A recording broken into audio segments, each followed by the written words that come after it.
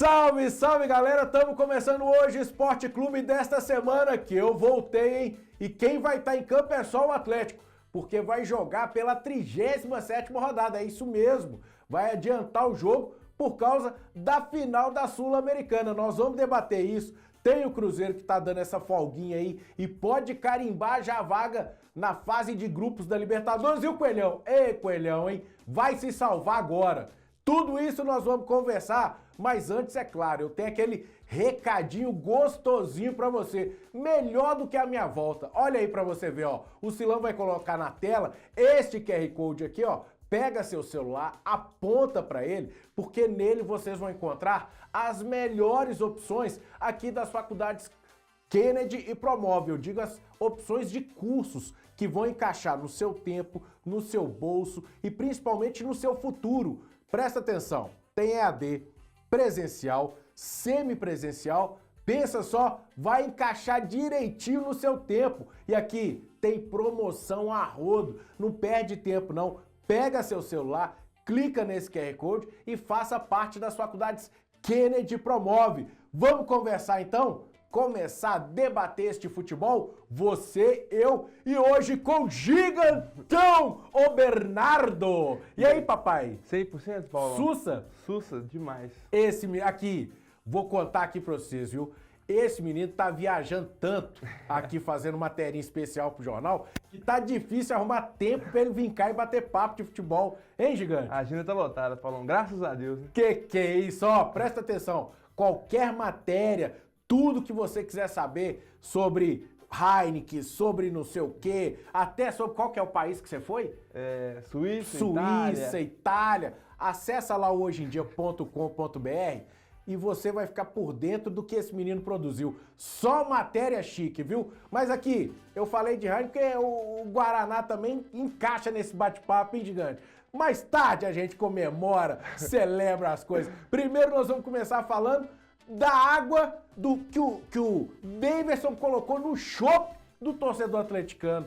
Lá na Arena MRV, o cara conseguiu fazer 3 gols, aquela piscadinha ali, e arrancou o empate, gigante. A gol foi tudo, viu, Paulão? Você é doido, Nossa senhora. O Galo começou jogando bem, né? Conseguiu abrir 2-0, fez depois 3-1, mas a noite realmente era do Deivinho, que a gente já viu que é um cara que é iluminado, já teve vários momentos, né, que conseguiu esse protagonismo no futebol brasileiro e na Arena MRV não foi diferente. A qualidade dele e o oportunismo do Davidson sobressaiu. O Galo fez uma partida boa, mas acho que as mudanças do Sampaoli acabaram, né, deixando o time mais fraco, o time mais... Mas você fala as mudanças aonde? Então, no momento que ele coloca o Fausto Vera, pra mim é o ponto. O Exalto eu também, Vera, eu tô contigo nessa. Que ele tira o Alexandre, que vinha fazendo uma partidaça de novo, e o Fausto Vera cai muito o nível, e aí toma o segundo gol do Fortaleza e consegue fazer até o terceiro com o Dudu, num golaço do Dudu, mas o time cai muito de rendimento, chega nos minutos finais e ele começa, né, a fazer aquelas substituições padrões, coloca o Reinier, coloca o Gabriel Menino, que pra mim entraram... Péssimo, hein? Nossa, o menino tá precisando voltar pro sub-20. Nossa porque senhora, é pra virar adulto, o menino tá precisando virar adulto. Gabriel Menino virou homem. Nossa senhora. Mas difícil porque o time do Atlético caiu muito de rendimento e foi aquele abafa do Fortaleza na área do Galo e acaba que o Everson também ficou de refém, acabou, né, falhando pra mim um dos gols. Qual deles você acha que ele falhou? Nesse que tá passando agora, gente, no segundo gol, se não me engano, depois do de pênalti. O terceiro gol foi um gol até que de sorte do Davidson, né? Foi, a bola ali... A bola vem, ele tenta dominar e aí acaba que sobrou, a bola morre dentro do gol. Sobra, não sobra, né? Mas o segundo gol achei mais falha do Everson. Não tão falha, mas é um goleiro do tamanho do Everson, que a gente sabe que já fez grandes defesas. Para mim poderia ter antecipado aquela bola ali, ficou meio indeciso. Mas o resumo, Paulo, é que o Galo perdeu 2 pontos que eram muito importantes para esse brasileiro. Né? Ainda mais nessa reta final, né, gigante? Exatamente, o Galo estava emplacando aí mais uma vitória. Entrando pro G8. Ia passar o São Paulo, ia chegar a 46 pontos e chegar no G8, que tem grande chance de acontecer um G8 dos Libertadores. Se a gente não só pela Libertadores, que já é o G7. Da Copa do Brasil. O G8 vira pela Copa do Brasil, porque se a gente imaginar que Cruzeiro e Fluminense, que estão em chaves opostas Os dessa dois vão pra semifinal, final, já tá garantido. os dois indo para a final, já está garantido, teoricamente garantindo o G8 pela pontuação do Fluminense. Momentaneamente seria um G8. É. E vamos comentar desse pênalti aí. Você acha que foi pênalti ou não? Olha, Paulão, essa disputa de bola é muito polêmica aqui no Brasil, né? A gente teve recentemente o lance do Matheus Pereira também contra o Fluminense. E eu acho o seguinte, pra mim, esses lances são falta. Só que tem que ter o critério geral. Também acho. Pra mim é falta, só que aí todos tem que ser falta. O Juan, ele realmente sobe com o braço um pouco mais aberto, acaba atingindo o adversário e dá essa margem pro juiz marcar o pênalti, gente. Não tem como reclamar. Claro, eu acho que tem juízes no Campeonato Brasileiro que não marcariam esse pênalti, como tem vários que marcariam. Concordo. Mas aí tá o problema da arbitragem, que não tem critério. Né? Concordo com você. Pra mim é um lance passível de marcar pênalti. Não é absurdo, não é absurdo. E também não é absurdo pra mim não marcar. E também não é absurdo não marcar. Ficaria naquela assim, aquela polêmicazinha gostosa. De interpretação e tal. Mas aí, essa é a questão. Se é um lance de interpretação, o VAR talvez não teria que ser acionado. Exatamente. E aí fica nesse balanço. O problema é que hoje a arbitragem do Brasil tá tão horrorosa, tá tão péssima, tá prejudicando tantos jogos, que lances como esse que a gente viu aí, dá essa margem de você virar e falar assim, mas no jogo contra o João das Couve pela segunda rodada, o cara não deu. Que fulano de tal, o ato tal, não deu. No jogo que ele apitou, o mesmo lance ele não deu. Então é isso que está atrapalhando. Muita convergência de decisões, né? A gente vê até, por exemplo, o lance do Gustavo Gomes, que teve muita polêmica. Sim. Pra mim tinha que ser expulso claramente. Gustavo Gomes no Cruzeiro. O Wanderson, que lesionou o Wanderson. Sim. Pra mim tinha que ser expulso com certeza, o árbitro não expulsou ele. E no jogo do Atlético contra o Inter, um lance similar, com menos intensidade, e o Vitor Hugo foi expulso. Exatamente. Então, pra mim, essa convergência que é o que peca na arbitragem brasileira, não tem critério. E aí, você mesmo falou, o Atlético perde a chance de arrancar 2 pontos ali em casa para chegar aos 46, passar o São Paulo e ter tranquilidade para ir para a final da Sul-Americana. Antes da final da Sula, tem o jogo contra o Bragantino. Mas um detalhe que a gente não comentou, e tá na nossa matéria lá no hojeemdia.com.br, é que com esses 3 gols, o Daverson virou o terceiro maior artilheiro, terceiro maior goleador da Arena MRV. Olha o nível que nós chegamos. O Daverson é o terceiro maior goleador da Arena. E o primeiro hat-trick é dele. E o primeiro dele, e é a primeira vez, se eu não me engano, que ele faz na carreira. E o primeiro da Arena MRV também é dele. Eternizado na história. Tinha que ser o Daverson, né? Tinha que ser o Daverson. E num jogo que marcou a comemoração dos 500 gols do Hulk. Teve festa. Teve gol do Hulk, hein? Teve gol do Hulk, 502 gols, porque ele fez o 501 contra o Sport. Aí você tem uma festa preparada, mosaico, isso e aquilo, papapá. Aí quem que chama a atenção? O Daverson. Papai, é complicado, né, papai? É difícil. Mas é o que aconteceu e agora o Atlético vai ser o único time, junto com o Bragantino, a entrar em campo ainda neste período, vamos chamar ainda período de data FIFA, porque ele vai até dia 18 ou 19, que é quando o Brasileirão volta dia 20. Então vamos ter Atlético e Bragantino neste domingão, lá na casa do Bragantino, da Massa Bruta. Tá aí na tela pra você a arte do nosso querido Silan, vovô Silan, 7 horas da noite, no Cícero de Souza Marques, RB Bragantino e Atlético. O que a gente pode projetar desse jogo depois do que aconteceu na Arena? Se é que a gente pode comparar uma coisa com a outra, Gigante? Paulão, assim, acho que vai ser um jogo diferente, né? O São Paulo mesmo falou que criticou muito as falhas defensivas do Galo, né? Falou que isso foi o que fez o Galo perder pontos, né? Empatar com o Fortaleza em casa, e acredito que vai ser um jogo diferente. O Galo talvez vá com um time mais mesclado, né? Porque a final da Sul-Americana já é no dia 22.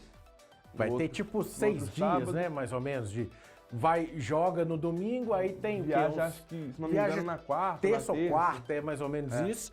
E aí tem, tipo, 3, 4 dias de preparação. Uns treininhos ali no Paraguai para preparar para a final. E assim, apesar, né, do Galo ainda estar brigando ali pelo G8 no Brasileirão, acredito que a cabeça já está voltada para a Sula. E esse é um problema. Isso é um problema porque a galera vai entrar pensando, pô, não posso, né, machucar, tem que estar mais reservado, não vai estar com tanta cabeça pro jogo, e o Bragantino, por sua vez, está brigando no campeonato. O que eu ia falar é o seguinte, o Bragantino está em 11º lugar com 42 pontos. Se ganha do Atlético, ele passa o Atlético. Ele vai aos 45. De meio de tabela. E lembrando que se a gente pensar no número mágico, né, que é dos últimos anos para fugir do rebaixamento, ele vai atingir a pontuação que livraria depois de começar bem, começa aquela sanfona de perder pra caramba, demite o Seabra e aí vai com o Mancini para recuperar e conquistar e conseguir permanecer na Série A. Para o Bragantino nessa temporada seria o ideal. Esse contexto agora do Bragantino é permanecer, né? Tá no meio de tabela ali. Claro, se for ganhando aí essas rodadas restantes, pode até sonhar num provável G8, talvez pode chegar. Pode ser. Mas difícil também. Eu creio mais em permanecer ali entre os 10 primeiros aqui, até o 14º mais ou menos. Se virar G8, desce para 14º os times que vão disputar a Sul-Americana. Então o que acontece? Bate a pontuação mágica e começa a buscar a permanência na Sula, porque esse jogo, relembrando, é da 37ª rodada, ou seja, a penúltima rodada. E aí, quando for na 37ª rodada, teremos um Atlético e Palmeiras. Exatamente. Que aí o pau quebra. Aí é jogo mais, né, que vale mais coisas, já vai ter passado a final da Sul-Americana, não vamos saber como é que vai estar o Galo, né? Se não tiver conquistado a Sula, vai vir muito pressionado. Vai pressionado para tentar chegar a Libertadores pelo G8. Uhum. Porque não, G4 não vai. Não. G5, vamos colocar aí 53 pontos o Bahia, com o Atlético com 44. Acho que até o Bahia é difícil de pegar. Acho que no máximo o Botafogo. O Botafogo, que é o 6º e o 7º. O Botafogo tá com 51? O Botafogo 52, Fluminense 51. Eu acho São que Paulo, ali que 45. o Galo pode brigar. Se tivesse ganho do Fortaleza... Aí tava fácil. Era 5 pontos. Era fácil, era teta. Aí o que acontece? Se não virar G8, teremos um G7. Certo? Exatamente. Por que não virar G8? Não virar G8 seria Vasco, hoje Corinthians e Vasco, que estão com 42 pontos, ambos com 42 pontos, chegarem a uma final, porque aí é muito difícil deles chegarem ali a pegar o Fluminense nesses restando aí 5 rodadas para acabar. Certo? Então não viraria G8. Aí pararia G7.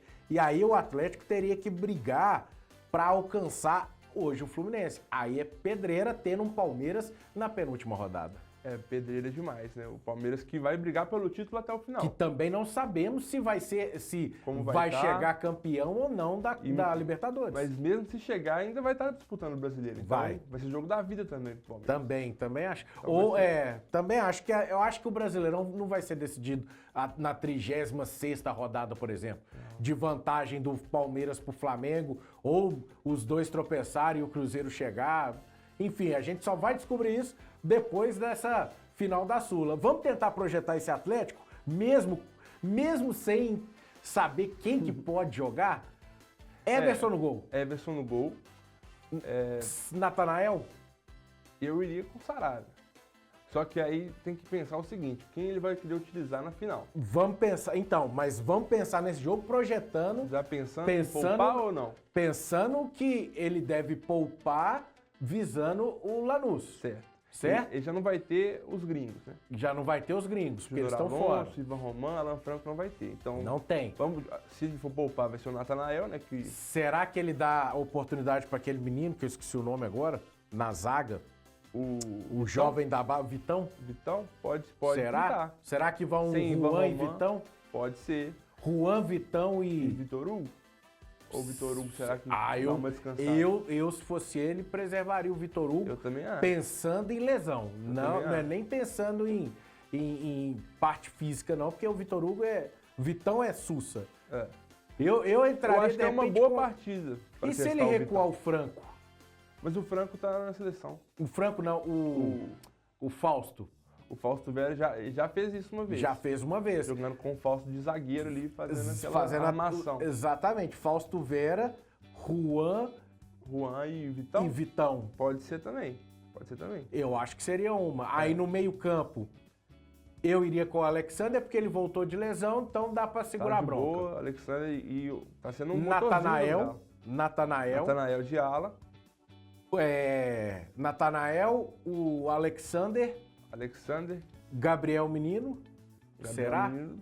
Caio Paulista eu acho que Caio eu acho que joga. Pro Arana então vamos pensar, nós estamos debatendo aqui, galera, um 3-5-2. Um 3-5-2. Primeiro,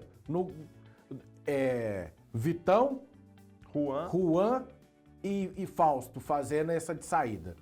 Nas alas, Caio e Natanael. Os dois primeiros volantes ali, certo? Alexander e mais um que poderia ser o Gabriel Menino. O Igor Gomes. O Igor Gomes ali, apesar de ser um jogador que é mais ofensivo... Mas como ele tem o Fausto ali, eu acho que pode ser Alexander e Igor Gomes. E o Bernard, que tinha voltado de suspensão, dá pra fazer ali, certo? Fazer esse 3. Então nós falamos 3... Falta mais 2. Falta 2. Eu não iria com o Hulk, não. Eu também não. Eu iria com o Rony. Eu começaria com o Rony e Renier. O Dudu tem que ver a parte física. Se o Dudu estiver bem, estiver tranquilo, eu vou botar os primeiros 45 minutos vai de Dudu e depois vai com o Renier. Troca ali para dar uma até 40, de repente você começaria com o Hulk, 45 minutos de Rony e Dudu, Hulk e Rony, segundo tempo, Dudu e Renier. O São Paulo tem algumas alternativas, né? Pra testar esse jogo assim. Não são tão boas, mas então, tem. Apesar de que nem todas são tão agradáveis, ele tem algumas alternativas na mesa para conciliar isso, né? De poupar, de querer ganhar também do Bragantino, que uma vitória ali seria muito importante. Vai com essa balança. Se ganha, passa o São Paulo. Lembrando, se ganha, passa o São Paulo. Aí já, mesmo com um jogo a mais, mas passou. Você não sabe o que vai acontecer com esse São Paulo. E apesar disso, o importante de ganhar é chegar com moral. Exatamente. Se ganha esse jogo do Bragantino fora de casa, um duelo difícil, chega lá em cima para a final no próximo sábado. Verdade. Mais de 10 mil torcedores do Atlético já estão garantidos no Defensores del Chaco, no Paraguai. Não para comprar muamba, mas para ver o time campeone da Sulita, o título inédito que o Atlético está buscando. Isso a gente vai debater no próximo programa, porque aí já vai ter passado essa história. Então, todas essas informações de Atlético e Bragantino, e toda essa preparação do Atlético também, você acompanha lá nas nossas redes sociais, @jornal Hoje em Dia, que está aí na sua tela aparecendo, e no nosso portal hojemdia.com.br. Clica lá que tem as matérias que eu já falei do Gigantão e tem também tudo que acontece no Brasil e no mundo. E principalmente no melhor lugar do planeta, que é o Meu Barreiro. Lá você vai saber tudo. Teve aqui a confusão da senhorinha lá que foi presa roubando armas, suspeita de roubar arma lá da Polícia Civil, hein? Gente. Que treta, hein? Sangue do cordeiro. Tudo isso você encontra no hojemdia.com.br.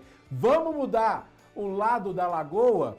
Vamos passar a falar então do nosso Cruzeirão cabuloso, que tá... É uma folguinha, vamos chamar assim, que foi boa, eu acho que para Lucas Silva e para alguns, hein, Gigante? Essa pausa para a data FIFA. Vou dar uma segurada ali. Ainda mais que os caras estavam meio para lá e meio para cá, não sei o quê.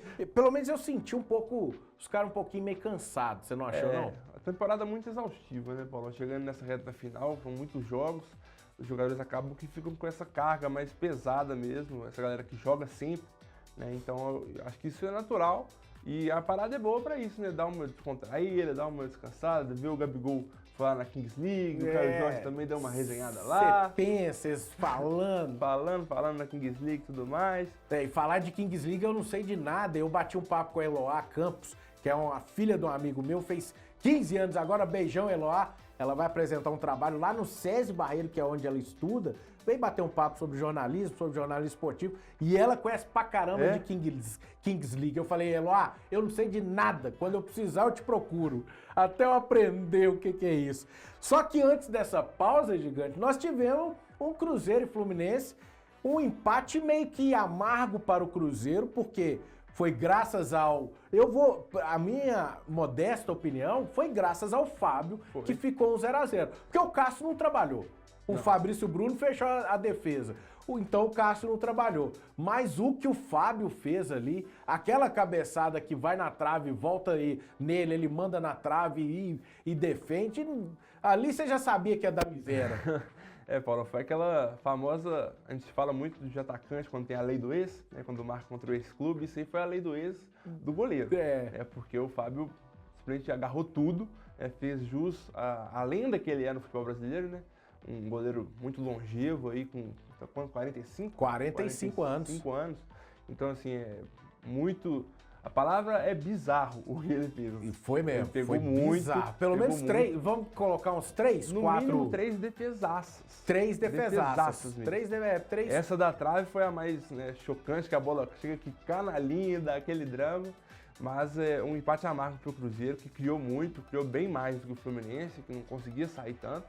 E foi tentando, mas acabou parando aí no goleiro Fábio. E teve um detalhe que, se o Cruzeiro tivesse vencido esse jogo, com a bola que a gente falou aí, ó, pela mãe do guarda, quem tava no estádio e até a transmissão da detentora desse jogo aí, narrou o gol. Todo mundo viu achou o que foi gol, gol. Falou, isso é gol. E aí, em seguida, o Fábio vai e fecha. Foi a defesa e essa do Matheus Pereira, que o Matheus ainda vai lá e brinca com ele, ó. Por falar em Matheus Pereira, ele que esteve envolvido na grande polêmica do jogo, vamos chamar assim, que foi a cotovelada no... Como é que é o nome do cidadãozinho? Facundo Bernal. No Bernal, exatamente. A cotovelada no Bernal, que pra mim foi sem querer. Mas um sem querer que poderia... Aquilo que a gente falou lá da arbitragem do Atlético, do último jogo do Atlético. Do pênalti lá com o Fortaleza. Vale também para esse jogo do Cruzeiro. Era passível de cartão amarelo ou vermelho? Vermelho eu acho pesado, mas um também. Amarelo eu acho que poderia poderia ser aceitável se o árbitro desse o cartão amarelo. Porém, se o árbitro tivesse dado a falta antes, exatamente, que foi falta no Matheus Pereira, o Bernal ele pega por baixo primeiro, ele puxa por baixo, ele atinge, e aí, com o desequilíbrio, o Matheus acerta o rosto dele. E o Matheus, para tentar chegar ao gol, não é nem cavar falta, mas para tentar avançar a jogada, preferiu não se jogar e cavar a falta. Porque ali, se ele era falta a favor do Cruzeiro e cartão pro Bernal. Exatamente, Paulo. A polêmica do lance todo é porque o cotovelo do Matheus pegou forte no Bernal. Pegou. E aí sangrou muito. Na hora que sangrou muito, os jogadores do Fluminense já ficaram malucos. Não só os jogadores, como a comissão e todo mundo. Né? Tem um jogador do nosso time sangrando, que a reação foi, tomou uma cotovelada, já começou a pressionar o árbitro. Só que se você analisar o lance desde o começo, é isso que você falou. O Bernal, ele dá aquele lima, né, por trás ali do Matheus Pereira, naquela disputa de bola, ele sofre a falta e o juiz não marca, o que deveria ter sido feito. E depois, protegendo a bola, o Matheus Pereira acaba esbarrando. Na verdade, o juiz não marcou a falta. Então, não marcou, isso que eu tô falando. Ele deveria ter marcado a falta. Sim. Ele não marcou, e aí o Matheus Pereira, naquela disputa de espaço, acaba, esbarrando com o cotovelo no Bernal, que, sim, para mim seria uma falta, só que antes a falta já é do Bernal, então não tem discussão. O certo era ele apitar antes, acabou. Ali, pra mim, tinha nada. Ele, como tava na reta final do primeiro tempo, pra mim ali, ele se perdeu. Ele já tava meio dando aquela... picando o jogo. E aí o VAR chamou ele, não chamou? Na verdade, ele chamou o VAR. Ele falou, quero lá ver. Porque na hora que ele viu que sangrou, ele, opa, eu quero ver as imagens. E de acordo com o protocolo do VAR, o árbitro ele pode solicitar. Na hora que ele chegou e viu, ele falou, não... E ali eu concordei com ele. Porque se ele tivesse expulsado o Matheus Pereira, pra mim era pesado. Se ele tivesse aplicado o cartão amarelo no Matheus Pereira, aí entraria naquilo que a gente falou do Fortaleza. Poderia como não poderia. Só que o correto da história era ele ter parado, ele ter chamado os capitães ali na hora e falar, eu apliquei a lei da vantagem da jogada, que na verdade foi falta do Bernal. Só que o Matheus se manteve em pé, no desequilíbrio ele acertou o rosto. Nada mais, segue o jogo. Se ele tivesse conversado assim com os caras, ninguém sairia pro intervalo, porque a imagem mostrou igual o Samuel Xavier. Samuel Xavier... Ficou bravo. Você é doido. Ficou Algumas bravo. coisas que ele falou ali faz sentido, porque que ele falou a mesma coisa que o Cássio tinha falado no jogo anterior do Cruzeiro, que foi o do Gustavo Gomes, se eu não me engano, que no final do jogo. O desabafo é parecido, as situações são diferentes, mas o desabafo é parecido. Exatamente, que todo mundo tem que se apoiar. Então, os times têm que se juntar para tentar melhorar a arbitragem. Se não melhorar, vai dar essas bizarrices aí e oportunidades de qualquer lance eu posso criticar. Né? De novo, a principal reclamação é só o critério. O critério, exatamente. Quanto a arbitragem, quanto não mudar esse estilo, ou a CBF tentar, sei lá, fazer escola e buscar... Profissionalizar a arbitragem, talvez, difícil não demais. sei se só profissionalizar resolve. Eu acho que tem muita coisa de cultura também. De repente, fazer um intercâmbio. Quais as melhores arbitragens do mundo hoje? Estão na Argentina. Leva a galera lá, ou traz alguém aqui para bater um papo. Não, tá em tal lugar. Mas não é para fazer igual 2 ex-técnicos aí meteram o pau no Ancelotti, que não gosta de treinador. Porque aqueles lá, né, a gente sabe quem falou. Os outros apoiaram, né? Então não é para esses atos antigão, que não. Não, é reconhecer que tá falhando, que tá pecando e que precisa de apoio. Porque se não mudar, como que a gente vai entender os próximos campeonatos? A estrutura que foi montada pela CBF para ano que vem, de calendário, foi um espetáculo. Para mim tá bem distribuidinho, tá bem legal. Agora, ela só vale se a parte tática, técnica, tudo que envolve para sair do papel aquilo ali com qualidade, funcionar. E uma delas é exatamente a arbitragem, que esse ano, com todo respeito a galera que tá apitando os jogos aí, com todo respeito, mas tá uma porcaria, tá atrapalhando os jogos. Tanto é que o Jardim, a entrevista lá atrás, que também gerou aquela, o Jardim fica, não fica no Cruzeiro, por causa do Brasil, o Jardim foi claro. Falar, infelizmente não fica nas nossas mãos os jogos. Quando ele fala nas nossas mãos é mudar o estilo, mudar o time tática, tecnicamente, para tentar ganhar, com tanta interferência, né, Gigante? Exatamente, Paulão. É muito complexa a situação, porque a arbitragem ela fica essa repetição, e esse ano está mais evidente que tudo, né, que todos os outros. Essa falta de critério, essa falta de profissionalização, muitos árbitros que querem, né, aparecer, querem virar protagonistas, em vez de deixar o jogo rolar, em vez de deixar os atletas serem protagonistas. Então precisa de uma mudança. A CBF já está propondo essas alterações no calendário, no Campeonato Brasileiro, em todas as competições. E a arbitragem tem que acompanhar isso, né? Senão o futebol brasileiro fica estagnado nessa posição que está.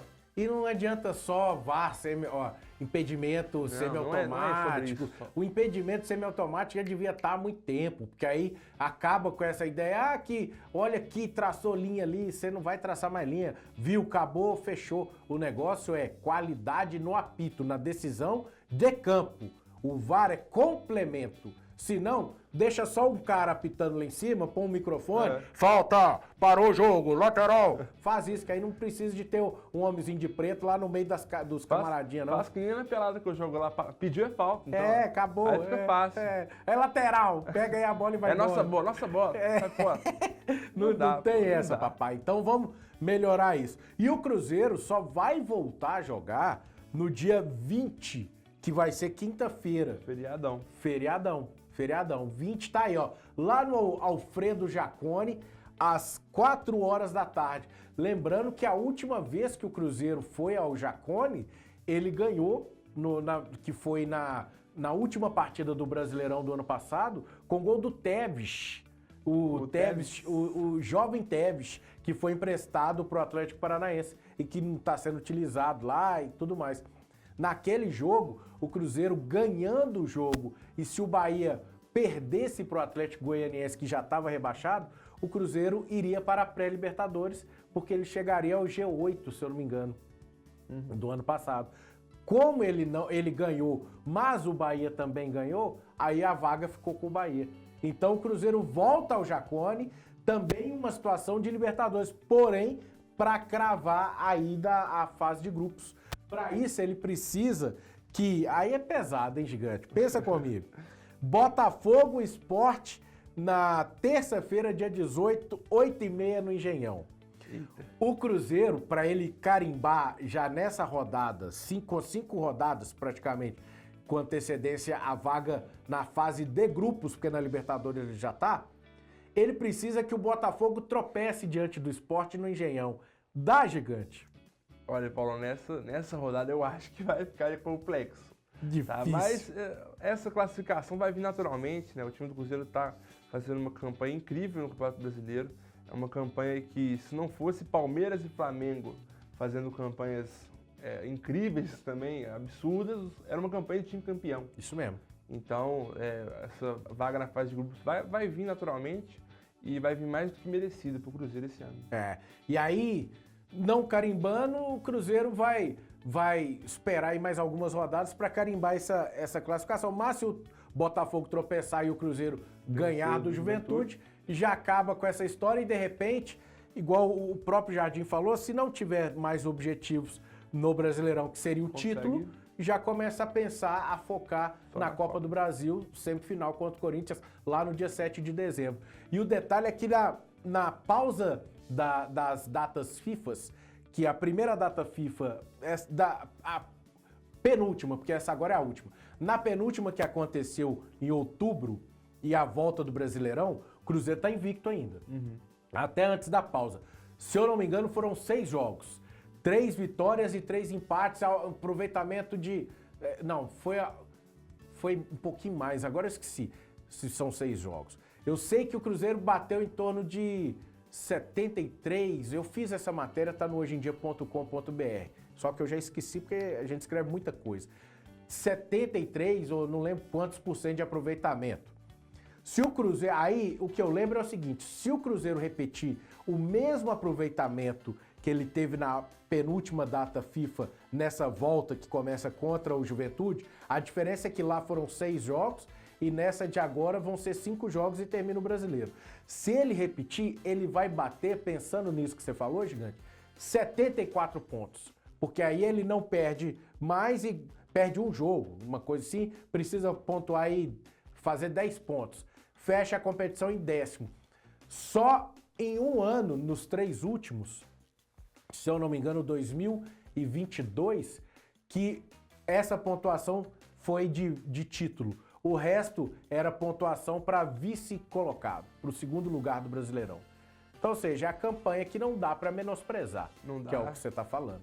Campanha de time campeão, Paulo. É. Campanha de time que brigou o campeonato todo, conseguiu fazer a responsabilidade de vencer os jogos dentro de casa, conseguiu ganhar pontos ali contra times da parte de cima da tabela, inclusive não perdeu para ninguém do G6, Empatou com o Mirassol lá, que muita gente... O Palmeiras foi lá e perdeu. O Palmeiras tomou sacola. Então é uma campanha muito significativa do Cruzeiro aí nesse ano. É isso aí. Então, ó, o Cruzeiro vai ter esses dias de preparação até o jogo.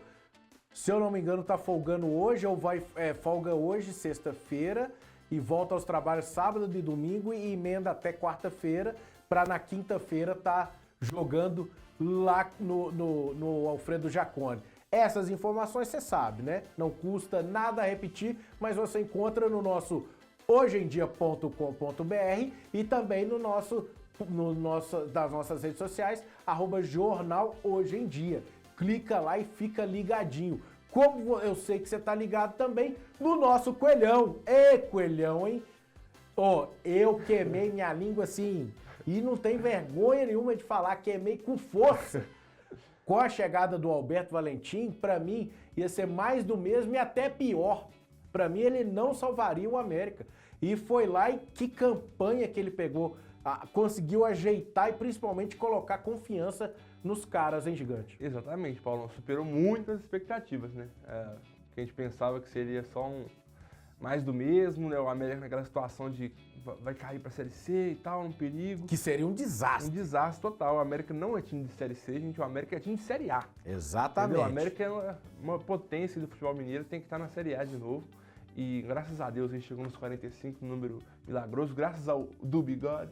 Do Bigode, salvou Do Bigode. Foi lá e contra a Chapecoense, que era um jogo mais importante dos Era importantes da estratosfera pro Coelhão. Eu digo isso, sabe por quê? Porque na rodada, o Botafogo tava vencendo o Amazonas.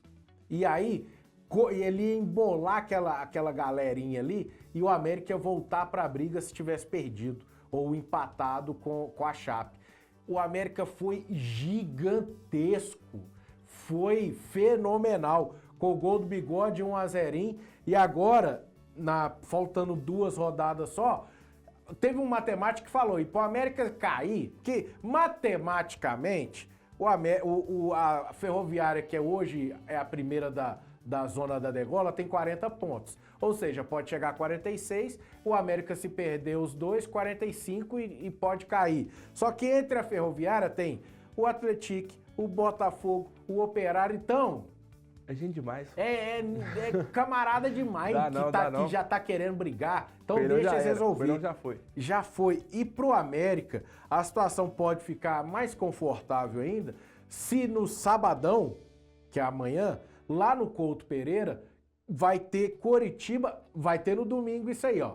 América e Cuiabá, 4h30. No último jogo do América lá no Indepa, fechando a temporada. E é de grátis, ô gigante. Dá pra ir lá, hein, papai?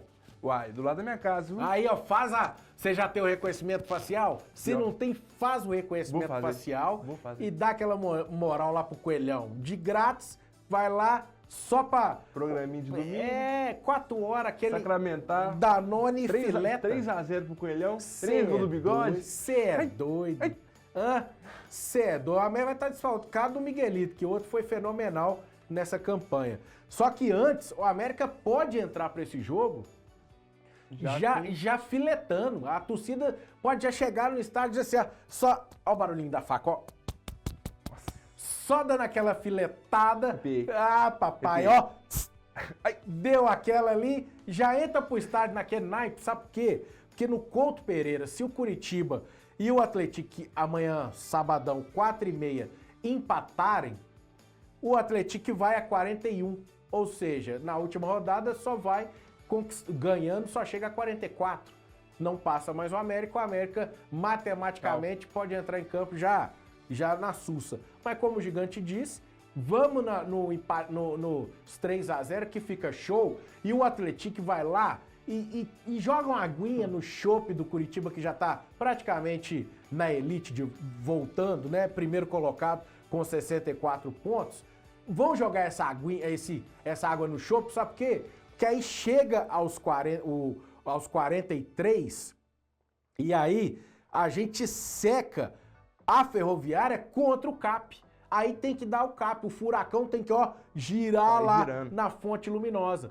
Porque aí o que acontece? Na última rodada, se o Atlético vence e a Ferroviária perde, o Atlético já está carimbado na Série B, porque no número de vitórias o Atlético está à frente da Ferroviária. Ele tem 11 e a Ferroviária tem 8, que é o critério de desempate que não deixa o Atlético estar na zona de rebaixamento.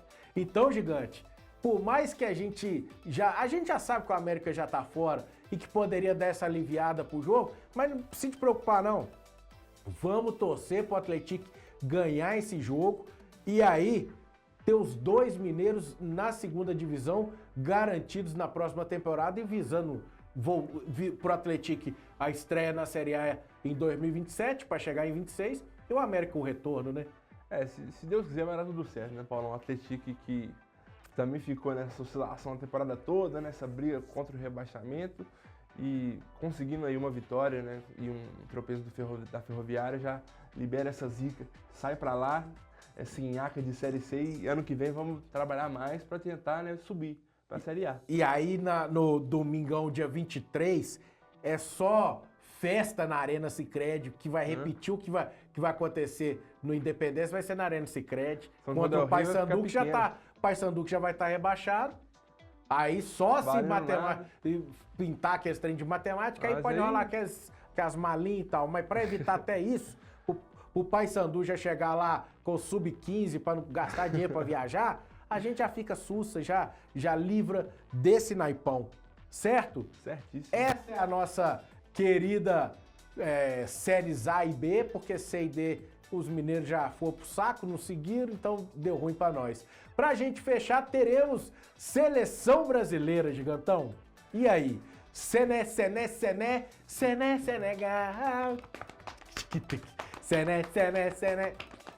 Senegal. Lembra essa música? Ah, papai. Essa eu não conheço, não. Essa é das antigas. E o Cilante tinha cabelo nessa época. Ia pro carnaval na rua, papai. Tem muito tempo. Papai, pensa. Cruzeiro. Brasil e Senegal com o cruzeirense Fabrício Bruno. Talvez jogando, ou você acha que vai só para ser contra a Tunísia e esse jogo o Ancelotti vai preservar? Olha, Paulo, eu acho que o Fabrício Bruno foi convocado para jogar. Né? Ele tá ali na briga, não sei se como titular, né? Mas o Ancelotti ele quer testar todo mundo. Ele já deu chance pro Fabrício Bruno, teve aquela... E um tapão na cara da galera, né? Eu não tava aqui, eu tinha que... Na volta eu tinha que falar isso, um tapa na cara da galera de falar que o Fabrício Bruno não seria mais convocado pelos erros que ele errou contra o Japão. Mas é um aprendizado e tá galgando aí a vaguinha dele para ir pra Copa. Exatamente, Paulo. Errar todo jogador erra. Não tem um no mundo que seja perfeito. E o Fabrício Bruno vem fazendo uma temporada excelente, uma temporada, para mim, se não for o melhor zagueiro do futebol brasileiro, atualmente é o segundo no máximo. Sim. Então, assim, é uma convocação mais do que merecida e aquele erro contra o Japão não tem que descrever essa passagem dele pela seleção. Agora, se ele vai ser titular ou não, cabe ao Ancelotti. Não sei se vai querer utilizá-lo, né, já iniciando os jogos, mas fica como uma opção. Né, tá ali rondeando, sendo reserva às vezes, ou então entrando como titular e cada vez mais perto dessa vaga na Copa do Mundo, que nem se falou, Paulo. E o detalhe é que eu acho que para esse jogo, para esse primeiro, ele deve preservar, não deve entrar com o time que ele imagina, Éder Militão e quem? O Marquinhos. Talvez É. Éder Militão e Marquinhos de titular, para o Fabrício Bruno ser testado contra a Tunísia, dia 18? 17? Deixa eu ver aqui. Que é 18. Que eu esqueci também. O jogo é 15, deve ser 18. Eu acho que 3 dias, hein? Exata. Vamos ver aqui. O Google, que é o nosso amigo, ele ajuda. Brasil e Tunísia, que é o segundo jogo. Aí você falou de encaixe. Você acha que Neymar tem espaço nesse time? Então, Paulo, esse é um assunto polêmico, um assunto que até eu fico até triste de falar dele. Você gosta, né? Eu gosto do menino Ney. Eu gosto do menino Ney, foi da minha geração, acompanhou ele desde pequeno, né? Mas ele não tem. Não tem espaço. Ele não dá pra ir pra Copa, Porque, dá? Só Paulão, se for pra Copa da Kings League. Paulão, olha, vem no raciocínio comigo. Bora. Se ele tivesse 50% da capacidade física dele de jogar bola, ele era melhor que todos os jogadores da seleção. Mas ele não consegue. Nem só fisicamente. Eu acho que a Também cabecinha do não Titi quer, Ney já ele tá... Não quer, ele quer saber de Kings League, ele quer saber de outras coisas. E eu acho que... E ele Porque- também tomou uma pra dentro contra o Flamengo. Esse Uma jogo- gigante. Uma Não, jabulanona. E ele... Me uma tira! postura- E não sei o quê. Aí vai lá e crau. O Santos vai lá e mete 2. Se tivesse mais tempo, podia até empatar com o Flamengo. Exatamente. E uma postura lamentável dele. Total. Eu que sempre fui fã do Neymar, fiquei chateado mesmo. Porque um cara que marcou essa geração toda, a maior da seleção brasileira, mas está no Santos, parece que perdeu o elenco também. E só tá né? no Santos porque o Santos foi o único que quis. O único que quis. A gente tem que ser Porque- honesto com isso. O Santos foi o único que quis o menino Ney. Mas o que a gente não pode deixar de falar é que é um cara muito diferente. Se tivesse fisicamente, minimamente decente, né, numa questão física, talvez, né, valeria a pena. Como não tem isso há muito tempo, não tem como levar um cara que não consegue jogar. Eu vou indicar ele lá pro Gustavo Vital, Gustavo Físio, fisioterapeuta que eu tô fazendo trabalhinho lá, ó, fino. Gustavo, lá no Barreiro, gente. Tudo de bom acontece no Barreiro. O Neymar tem que sair lá de Santos, vir aqui no Barreiro, faz um tratamento ali com o Gustavo, fino, é pilates, é funcional, é tudo certinho. Faz lá que você vai estar apto pra jogar. Só que você não tá vindo, então, ó, bulhufas pro Neymar. E aí, sem Neymar, quem que a gente tem pra armar? Tem uma galera pra poder jogar nesse Assim, meio-campo do Brasil. Tem muitas opções agora, que melhores do que o Neymar Mas, ô, em gigante, atividade. O Neymar em atividade. Que agora pensa ele tá comigo. aposentado. Então, não tem. Mas Tem. pense comigo, se o Neymar tivesse na seleção, o Brasil não teria que jogar em função dele, não? Teria, mas só que se o Neymar estivesse na seleção, ele teria que estar bem. E ele estando bem, aí eu já acho que é outra conversa. Mas eu não concordo em você ter que jogar para um jogador. Nós não estamos falando do Pelé, nós não estamos falando do Ronaldo Fenômeno, do Ronaldinho Gaúcho, que os caras chegavam, faziam a diferença e pimba. O Neymar, ele foi para a Copa, vamos pegar as Copas. Primeiro ele machuca. A de 2014 ele machuca. Em 2010 ele não é convocado polemicamente. Nem ele e Ganso, né? Nem ele e o Ganso. Nem ele e o Ganso, que teriam que ter ido para essa renovação de ciclo de jogadores. 14 ele machuca no jogo contra a Colômbia. E nem aquela coisa e tal. Ele não, tentava. Mas tava jogando. Mas não, né? Tava jogando. Tá, aí ainda passa. Tava vivendo o auge dele ali. Aí foi para 2018. Isso. Que também já tava jogando muito. Sim. Jogou muito, não conseguiu ali contra a Bélgica, acabou... O Brasil não conseguiu jogar, tomou 2 gols e também teve o gol perdido do Renato Augusto também. Sim. Perdido assim, né, entre aspas, que foi no detalhe. E aí 22 já é mais bizarro. E 22, você concorda comigo que ali ele entra como protagonista da seleção? Como exatamente. Cara, o dono da seleção? E o que ele fez? E o que ele fez? O que ele fez? Não. Ah, não, Paulão. Peraí. Vai. Peraí. O Brasil é eliminado justamente por conta dos outros jogadores do Brasil. Por causa do Fred, que saiu correndo. E cadê fez aquele golaço contra a Croácia, que era cadê ele pra virar e segurar a bola debaixo do braço, chamar todo mundo e falar, para, gente? Então, faltou isso aí, mas também... Não adianta jogar só bola, mas o cara não é o Pelé, você entendeu isso? Ele não é Pelé. Ele é um craque geracional. Ele é um craque incompreendido? Ele é um craque incompreendido, um craque geracional. Ele é o maior artilheiro da seleção brasileira, gente. Então, é um cara muito diferente, só que pra mim, desde 2022, ele não consegue jogar bola. Pra mim, desde quando ele começou a criar mais polêmica, ficar falando mais coisa fora do futebol, pra mim o Neymar desvirtuou a carreira dele. E ali ele dançou. Mas aí você pensa, se ele faz aquele gol contra a Croácia, com um golaço. Tô brincando, pra mim o Neymar é fera. O negócio é que eu tô com você nessa, mas... O problema é não dá, a cabeça ele também. Não dá. Mas se ele faz aquele gol e o Brasil não toma o empate, já chegava com moral. Eu acho que ainda ia tomar. Ia tomar da Argentina numa final. Também acho. A Argentina tá voando. Ia tomar. Ali era o ano do Messi. Mas, assim, faltou carcaça pra seleção, que eu acho que é o que também vai faltar nessa Copa. Eu também acho que essa Copa pro Brasil é a Copa da reformulação que tinha que ter sido lá em 2010 com o Ganso, que é o que nós estamos falando, para 14. Que era o Ganso, o Neymar, que você vai mudando o ciclo, trazendo a garotada para entender o que é Copa, e aí prepara, vai os cascudos, vem os meninos, cascudo, menino, e aí a gente ia poder pensar. Para essa, nós estamos, acho que, muito distante. Muito distante. A minha esperança é o Estevam.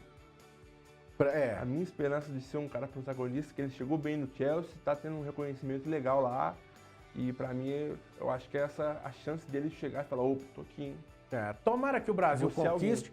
E Brasil e Tunísia, que nós ficamos devendo, o meu amigo Google, ele me disse que vai ser no dia 18, 4h30 da tarde, horário do Brasil, com transmissões da Globo, Sport TV e GE TV. Terça-feira, 4h30? Terça-feira, dia 18, 4h30. Horário delícia, cremoso, cremoso. Enquanto o Japão foi 7 da manhã, você estava na redação escrevendo polícia e assistindo o Brasil lá com o Fabrício Bruno falhando. Ê, papai, vamos embora então, gente, porque nós aqui estamos iguais elas, as três graças. Hein, gigante? Ai, essa eu emplaquei, papai. Foi. Geluzinha vai meter o ferro na hora que o ex-marido dela, o pai da filha dela lá que tá esperando o menino, você é doido, ele vai sair da cadeia, vai dar mó B.O., não vai deixar chegar perto. Ô, filho, e fora o Belo, né? O Belo, mel, tua boca tem um mel. O Belo é diferenciado. Aqui, vambora, chega de ladainha, né? Acompanhe a novela e acompanhe tudo que acontece também no hojeemdia.com.br e nas nossas redes sociais. Lá falamos também de novela. Não somos igual o Encantados, não falamos do Bruno, não. Tio Bruno, pra quem é pai de menina sabe o que eu tô falando. Fechamos, galera. Vamos embora. Valeu, Gigantão, por nos dar a honra de voltar a este palco. A honra é toda minha. Cê é doido. Pensa só, valeu, Silan, pelos cortes e pelas imagens. E tamo junto, galera. E voltamos semana que vem. Sorte pro Galão aí neste jogo contra o Bragantino, hein? Um abraço e até o próximo programa.